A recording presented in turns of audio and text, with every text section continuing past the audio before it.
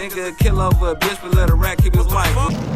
44 and 45 are out this way a little further with the bullet fragments. Where was the large majority of the shell casings and bullet fragments for this particular crime scene located?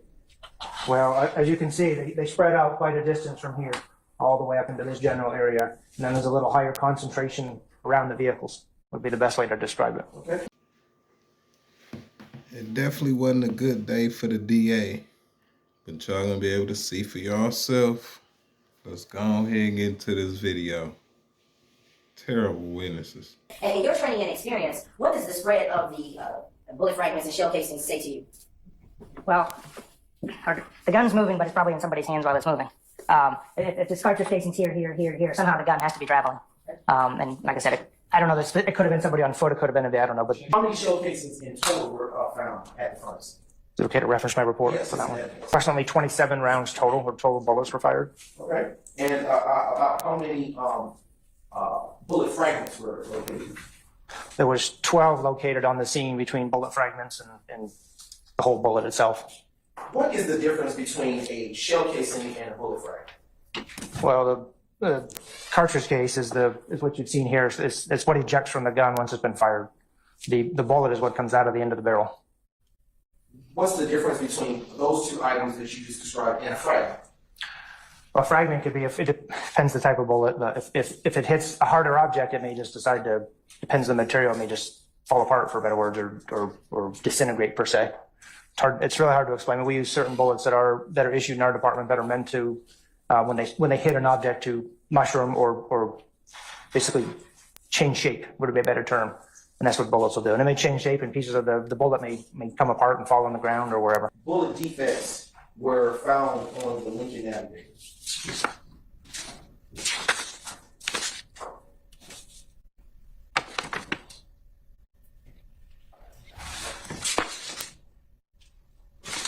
Just 6. Right. How many bullet defects were found on the Chevy Tahoe? 9. How many bullet defects were located on the minivan?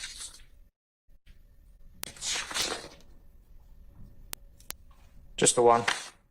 And how many bullet defects were located at the barbershop located at 330 McDaniel Street Southwest? 14, I believe. No further questions, Your Honor. What is a flock camera?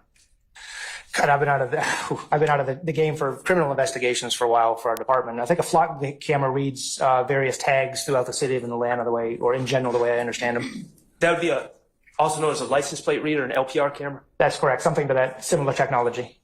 Okay.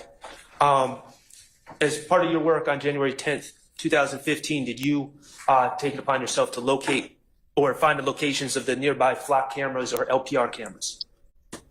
In 2010, I'm not even sure the Atlanta Police Department had them. Okay. I did not. That was not my function, but from what I can recall, those didn't come into our use for quite some years. Okay, and we're talking about 2015. I'm sorry, yeah, 2015. Even then, I'm not sure what was down there that day. And then the city also has cameras, correct? That's correct. That are on traffic devices and telephone poles and the like, correct? Street lights? They're put from various places throughout the city. What they're mounted on could be anything.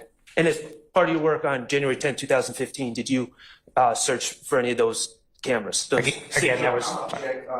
The witnesses already testified as to what his role was. I stand your objection as well. Okay. All right. So your function that night did not involve any search for cameras. Is that correct? Same basis objection. I stand the objection. Let's move on, sir. All right. Thank you. No further questions. I'm coming out to Mr. George's barbershop. So would T-Not typically get his haircut at Mr. George's shop? Yes. But you used to work there, so did you know him? I had just met him recently, though. Did you know of him? I heard of him. Now, is he still alive today? No. Where were you the night that he passed away? At the barbershop. Were you at 330 McDaniel Street? Yes. So can you tell the jury, break down that afternoon or early night for me? Was there anything unusual about that day at the barbershop? No. Were you, was there any sport events going on that day? Yeah, I think we were watching Super Bowl or something. Was that January 10th, 2015? Sure. And that evening, did you have any other barbers working with you? Sure. How crowded was your barbershop that day? Pretty crowded. And how did you first learn something happened? What you mean? Like what, did you see something, hear something? How did you know? Oh, I just heard something. And what did you hear? Like some firecrackers. When you first heard firecrackers, did you hear it sound like one firecracker or multiple? Like multiple. And what was your initial reaction when you heard what sounded like firecrackers? And just somebody shooting, out there playing around with some firecrackers at first.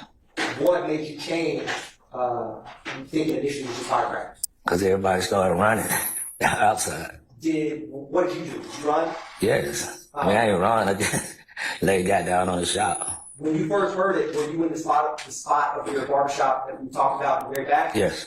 Was there people between you and the front door of your barbershop? What you mean? Like, was there other people in your shop when you heard this? Sure.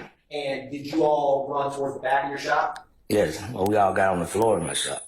Now, after that, did you ever call for help or call 911? No.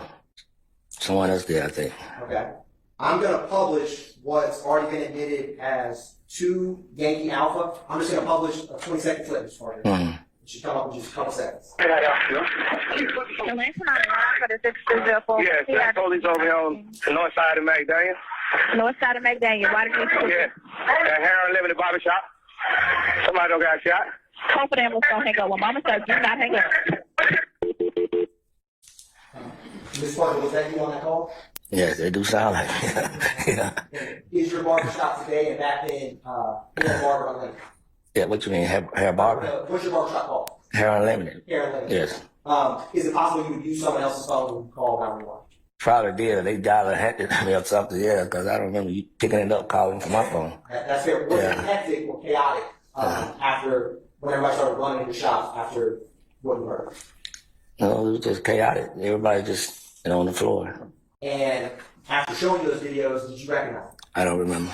Do you remember that when me and Deputy Chief Long were there at your shop, I showed them to you and you recognized them as your barbershop surveillance videos? I'll roll the objection. You may answer, sir. I don't recall. Now, presently, today, before you got on stand, did I show you something on the disc outside the hall? Sure.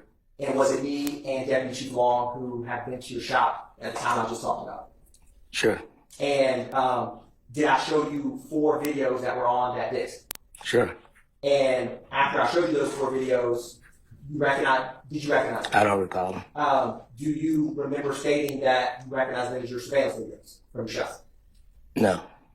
Did I ask your permission, or did I ask you to initial that disc? Yes. And did you not want to initial it? Sure. Did I ask your permission to write on there, maybe hard to read because it's my handwriting, but to write refuse to sign on there, any date? Sure. Now, with what you did review, regardless of the date, was it your barbershop on those videos I showed you? What you mean, what's in my barbershop? Was the videos I showed you, the surveillance videos, did they depict your barbershop or the surrounding areas? I don't remember. Why did you not want to initial this part? I just didn't want to. You met before with DC Law. Did you were always upfront with me, is that fair to say? Sure. And you expressed that when in the courtroom you may not remember or say you don't remember those videos. Is that fair? Correct.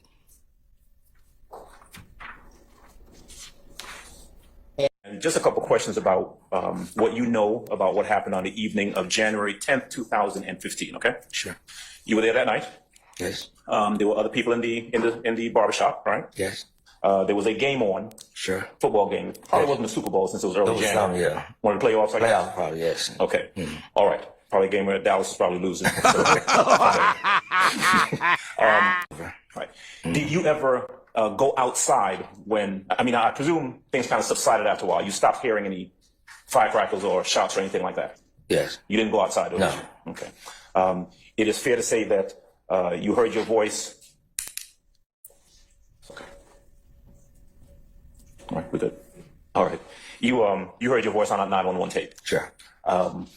Short, you called the police, and I think I heard you say, look, send the police, somebody done got shot. Yeah. All right. Now you didn't actually see anyone. Yeah, they ran in the shop saying somebody got shot. That's what people inside were saying. No, there were people from the outside running in my shop trying to take cover. Okay. Yeah. So that's a question. That's the question that I got for you. Yeah. Step over here. There's a lot of commotion. Correct. But you're not in a position to really say to the jury or to tell us really what's going on outside, just that there's shots and there's some commotion out there. Right. You didn't see what was going on before you started hearing the shots, right? No. Okay. And immediately after the shots, you didn't see what was going on out there either. Correct. You wouldn't be in a position to describe any vehicles that were outside at the time. True? No. How many vehicles were outside at the time? No. How many people were around the parking lot or the area outside? We don't know that from what you saw. Correct. Okay. It's clear that after the fact, you come to realize that there are shots that have been fired and the barbershop had been hit by some of those shots. Correct. Okay. And there were cameras outside and inside of the shop. Sure.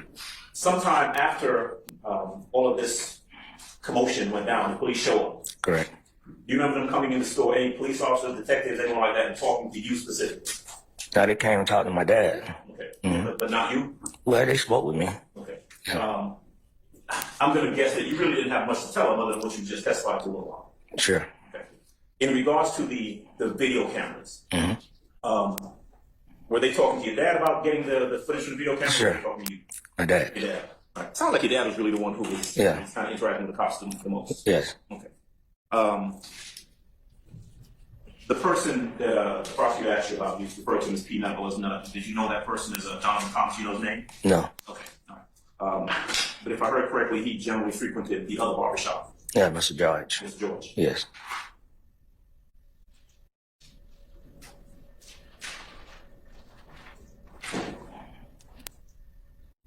Okay. Do you know whether the police spoke to, other than you briefly and your dad, the other people who were there inside of the barbershop? You know, folks getting their haircut, right. Folks who were there. Did you see the police interviewing or talking to those folks as well? No, I don't remember that. How long did you stay around after all this? Until it was over with. It was a crime scene, so I had to stay. Okay, so you were there until the cops left? Yeah, inside, yes. All right.